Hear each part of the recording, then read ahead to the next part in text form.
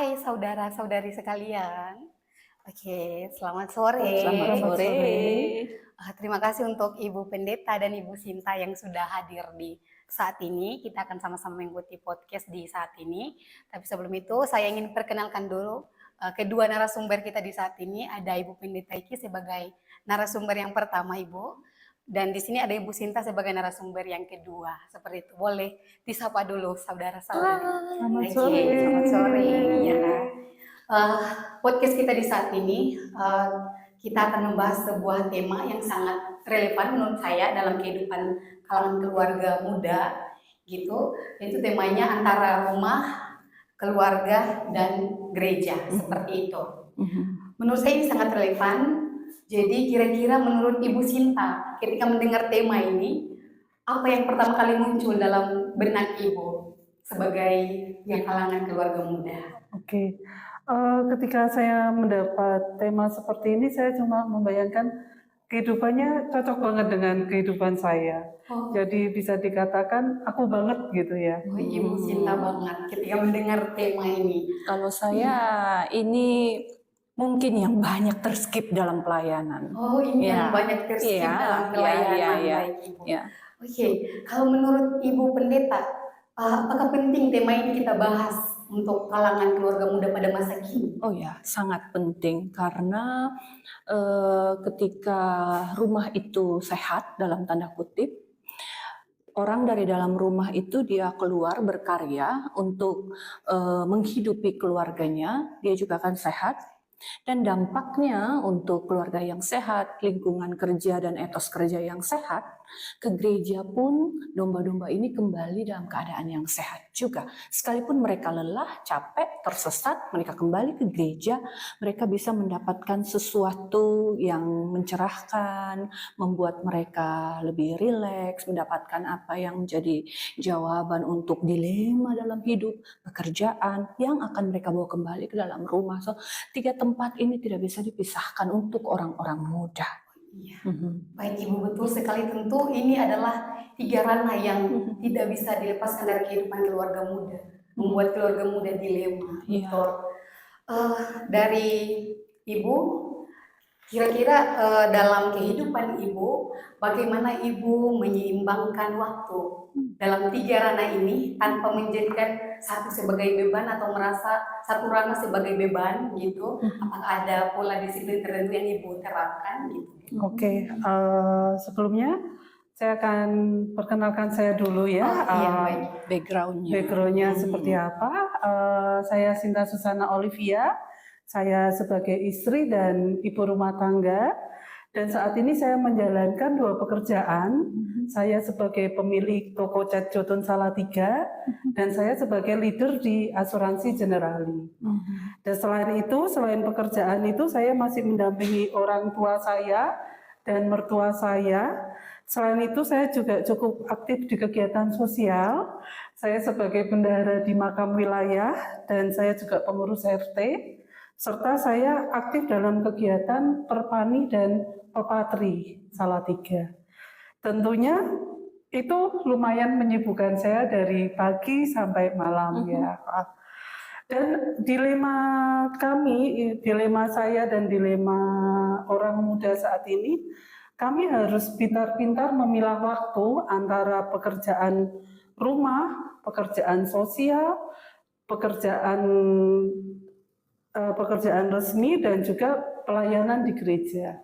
Dan tentunya itu membuat kami tidak bisa mengesampingkan salah satu karena semuanya itu penting. Seperti itu. Jadi yang saya lakukan adalah saya harus memiliki hati yang benar perihal ini. Bahwa saya anggap bahwa di keluarga itu adalah pelayanan. Kemudian di kegiatan sosial juga pelayanan, kemudian di kegiatan bisnis juga pelayanan, serta tidak kalah penting bahwa pelayanan gereja juga pelayanan. Itu yang menjadikan saya mendapat tuntunan dari Tuhan bahwa Tuhan bisa memberikan tuntunan saya untuk memprioritaskan satu demi satu, sehingga harapan saya semuanya bisa saya lakukan seperti itu. Iya. Eh, Ketika Ibu membagi waktu, apakah ada tantangan yang sering Ibu rasakan atau Ibu hadapi ketika mau membagi waktu, menyeimbangkan waktu antara tiga ranah ini? Iya, betul, banyak sekali tantangan. Ketika jadwalnya itu tidak benturan, itu bukan menjadi tantangan buat saya. Itu menjadi kegiatan yang enjoy yang saya lakukan gitu ya.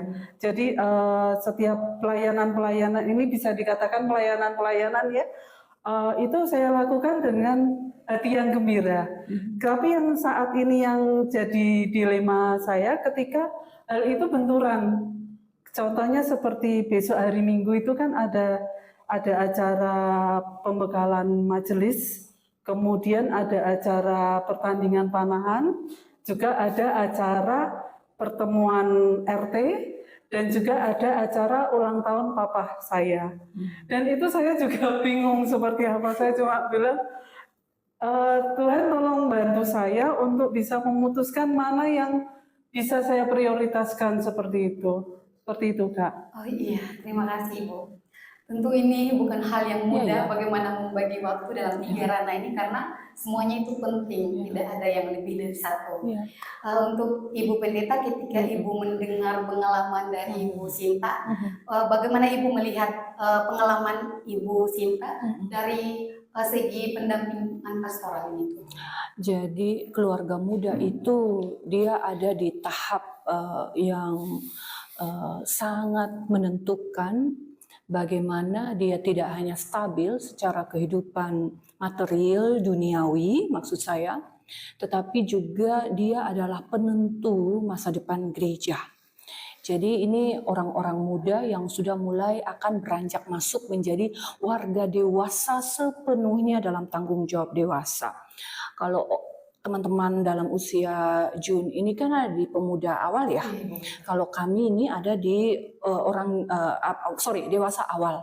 Kami ini ada di dewasa madya, di mana usia produktif itu begitu mendominasi kehidupan kami. Kami ada di usia-usia saya dan Bu Sinta sama ya, seperti itu dengan keluarga dan pekerjaan-pekerjaan yang mendampingi kami dalam kehidupan. Dan kami ini ada juga di dalam satu tahap di mana kita menentukan benar-benar stay pada satu tujuan yang harus kita capai. Jadi kemarin-kemarin waktu kami di usia Jun, kami merancang tujuan, aku mau kemana. Sekarang kita sudah ada, bagaimana kita tetap ada dalam tujuan itu, seperti itu. Karena disinilah kemudian kami akan memberi kontribusi banyak, tidak hanya kepada keluarga, kepada diri kami sendiri, tapi juga kepada lingkungan di mana mungkin saat ini ranah yang dipilih adalah gereja itu. Tadi saya dengar Ibu Sinta cerita tentang keluarganya, ini menurut saya jawaban yang sangat ideal yang kami mau semua ya, kalau bisa semua orang dewasa madya seperti kami ini, benar keluarga muda ya kalau kita panggil, itu benar-benar mempunyai yang seperti ini. Panggilan yang seperti ini. Tadi beberapa kata kunci yang Ibu Sinta ngomong, saya ingin melakukan semuanya dengan harmonis, saya ingin orang tua saya juga saya lihat, saya ingin kegiatan yang disukai juga ikut, semuanya baik, tidak mau saling ada yang dikorbankan, kalau bisa semua jalan sama-sama seperti itu ya. Jadi ini juga yang kita mau sebenarnya untuk gereja bentuk kepada keluarga-keluarga muda. Tadi juga ada yang menarik sekali, oleh karena itu saya sangat yakin Ibu selalu berusaha untuk sampai ke tujuan itu, bahwa pekerjaan itu dianggap sebagai kepada Tuhan juga, pelayanan juga kepada Tuhan dan lain sebagainya. Kalau dari segi pastoral itu kita kenal ada kata ibadah ya, bahasa Ibrani abudah. Abudah itu teman-teman bukan dua sisi mata uang yang tidak bisa dipisahkan. Ini tiga sisi yang tidak bisa dipisahkan.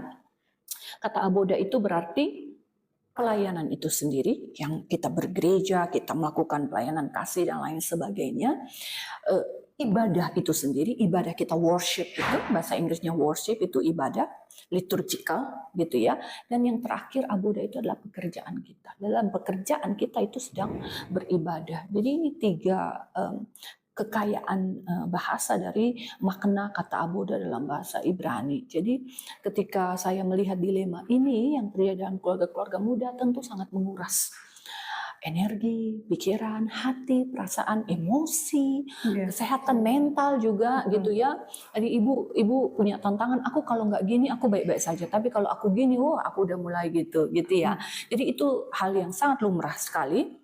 Dan oleh karena itu kita perlu terus mengingatkan keluarga-keluarga muda bahwa keadaan seperti ini adalah keniscayaan, tidak bisa kita hindari. Jadi tantangan terus-menerus datang itu tidak bisa kita hindari, tapi kemauan dari dalam diri seorang dewasa Kristen yang baik pasti adalah untuk menyeimbangkan semuanya. Nah, salah satu alat bantu yang bisa kita lakukan adalah ingat itu terus, gitu loh. Kita tujukan tujuan dari pekerjaan kita, pelayanan kita, ibadah kita itu kepada apa yang sudah benar ini. Kalau kadang-kadang kita capek, kadang-kadang kita lelah, itu manusiawi sekali. Tapi bahwa ingat bahwa tujuan kita adalah semua baik, untuk semua yang baik. Tentu saya ngomong ini klise ya Bu, karena keadaan di lapangan itu akan sangat sulit. Bu Pendeta ngomong enak banget, tapi menyeimbangkannya itu bagaimana? Seperti itu, gitu. Baik, terima kasih Bu. Ya. Memang betul, tentu ketiga hal ini merupakan suatu bentuk ibadah. Jadi sama yang saya bilang tadi, tidak ada yang lebih penting dari yang lainnya. Semuanya harus dilakukan, tapi dengan satu tujuan itu semuanya harus baik seperti itu.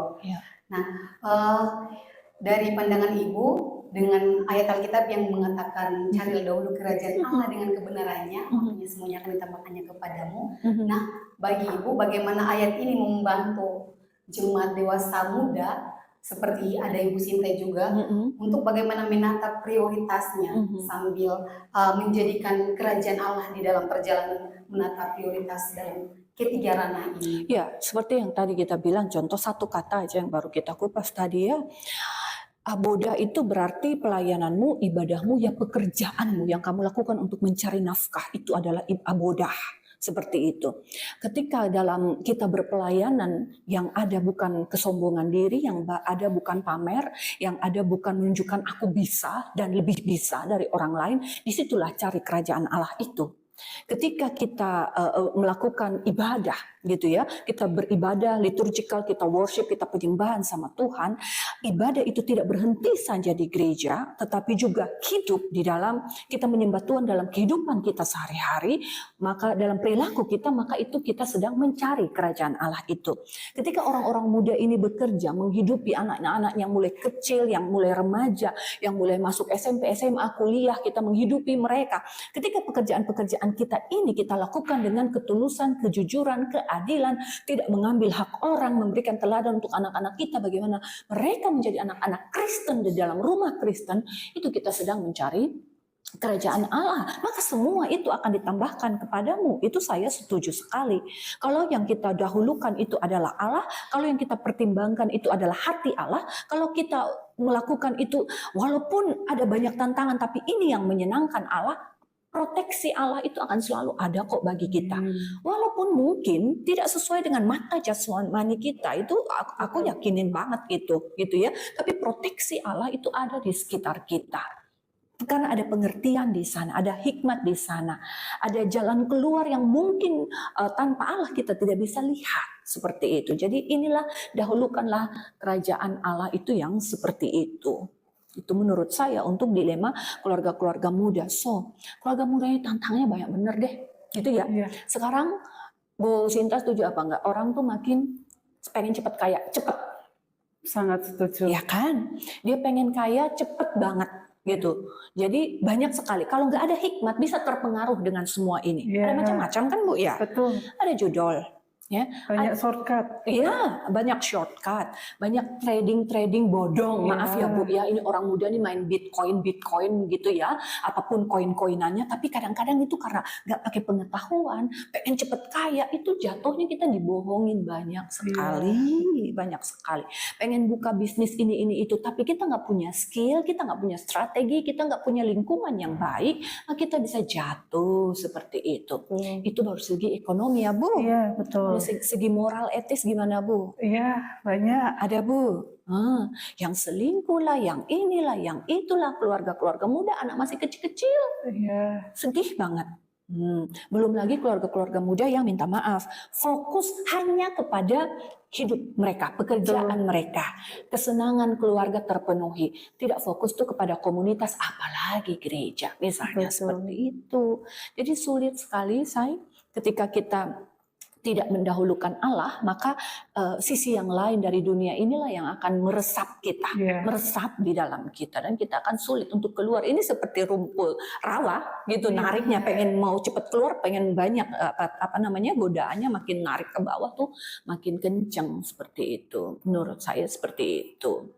Ya. Baik, terima kasih Bu. Tentu ini sangat membantu Iya. bagaimana kita menata khusus Ibu sebagai ya jemaat dewasa muda, bagaimana menata kehidupan dalam 3 ranah ini. Seperti yang sudah dibilang Ibu tadi, ini memang bukan hal yang mudah. Ya. Karena ketiga ini adalah kehidupan yang harus kita jalani. Tapi hal yang penting tadi yang saya kutip itu, bagaimana kita menjalankan ketiga ini dengan hikmat Tuhan, Iya, bukan hanya betul. untuk kepentingan kita gitu. Mungkin Ibu Sinta dalam menjalani kehidupan, khusus untuk menyumbangkan waktu dalam 3 ranah ini, apakah Ibu pernah punya rasa bersalah yang dirasakan gitu ketika mau melakukan yang satu tetap bersama dengan yang satu sehingga satunya ditinggalkan atau seperti apa gitu? Oke, rasa bersalah itu pasti ada ya, karena terus terang saya pengennya semuanya perfect, semuanya perfect dan semuanya bisa ke-handle satu persatu. Tapi harus ada skala prioritas, harus ada skala prioritas, dan tentunya itu juga saya selalu tanya tuntunan Tuhan mana yang harus saya lakukan.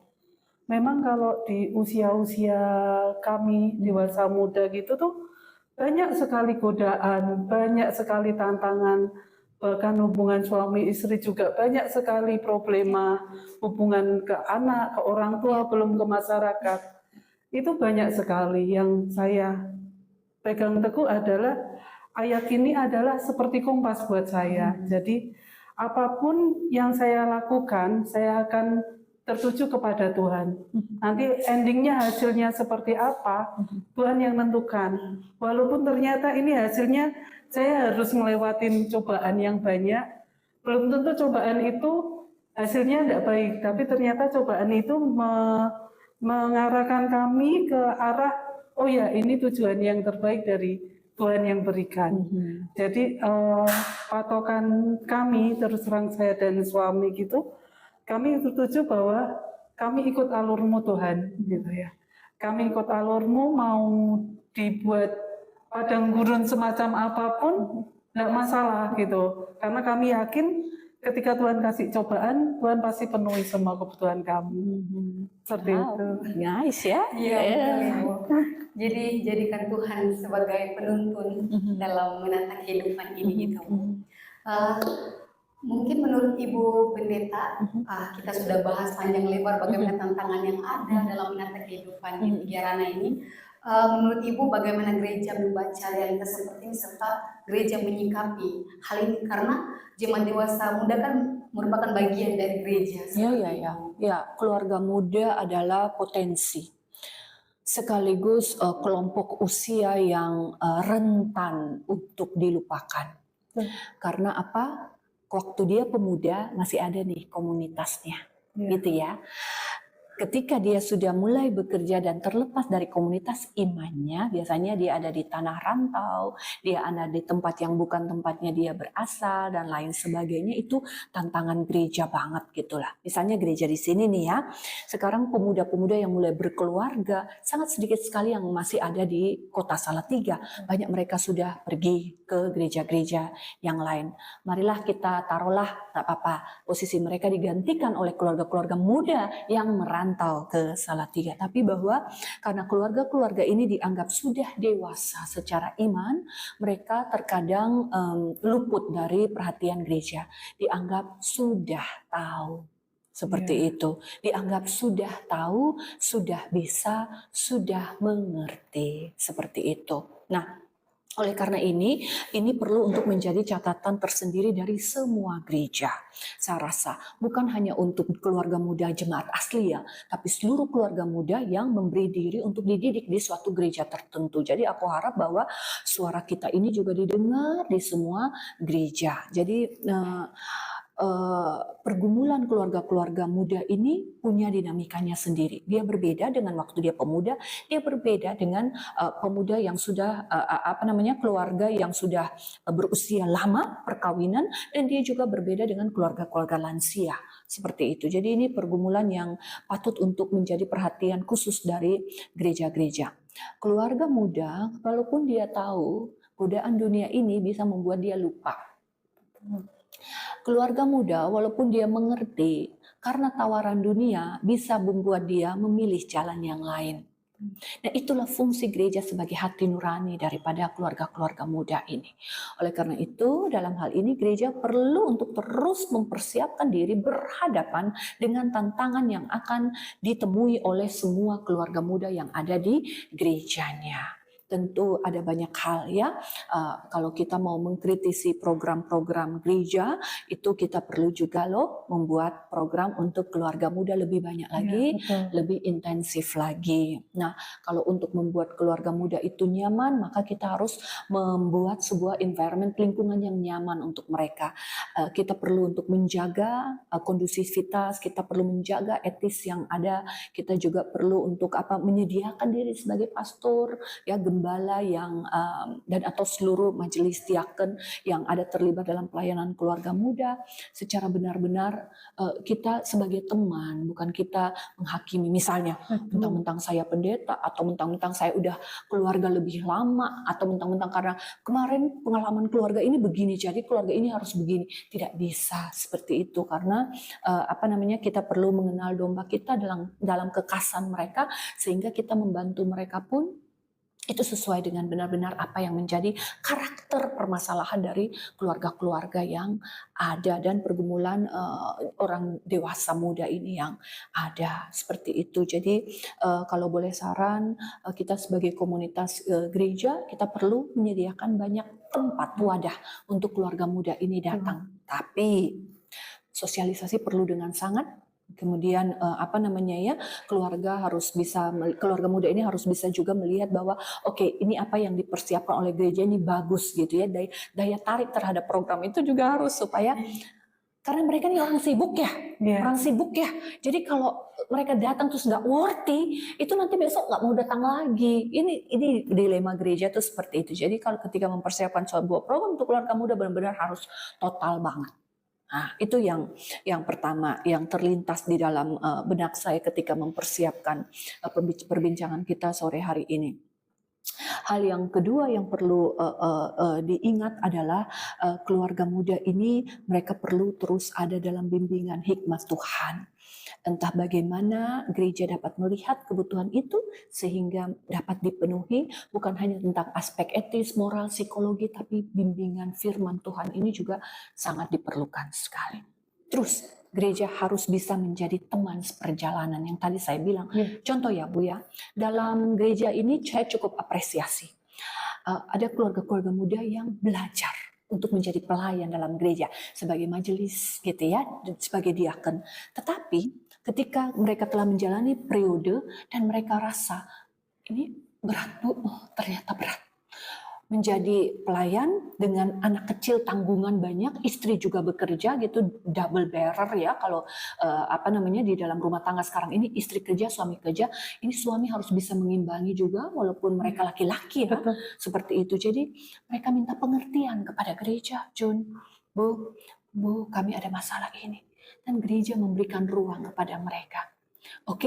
Do not step back, jangan mundur, tetapi kami beri waktu. Ayo, silahkan selesaikan dulu apa yang menjadi dilema, bicara lagi dengan istri, atur kembali jadwal, seperti itu. Jadi tuh seneng gitu loh lihatnya. Jadi mereka itu bukan tempat kita untuk menghakimi, tapi kita mau mendengarkan, mengerti gitu. Kita semua pernah kok ada di tempat itu gitu loh, gitu. Jangan karena kita bisa pada waktu itu kita menyamakan semua orang juga bisa. Dan saya cukup itu salah satu contoh di mana gereja bisa menjadi teman dari keluarga-keluarga muda yang mulai menata diri untuk lebih hidup lebih dalam lagi juga ke dalam gereja. Kadang sulit loh punya keluarga muda, orang muda yang bapak-bapak muda, mama-mama muda yang mau memberi diri waktu untuk gereja sulit.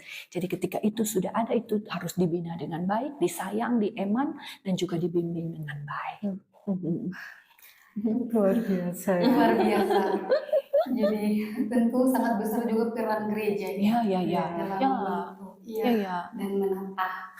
Gereja harus hadir sebagai hati nurani, tapi dalam satu sisi gereja juga harus menyesuaikan dengan minatnya. Kalau gereja jadi gereja pokoknya nggak bisa, nggak jalan untuk keluarga muda, nggak jalan.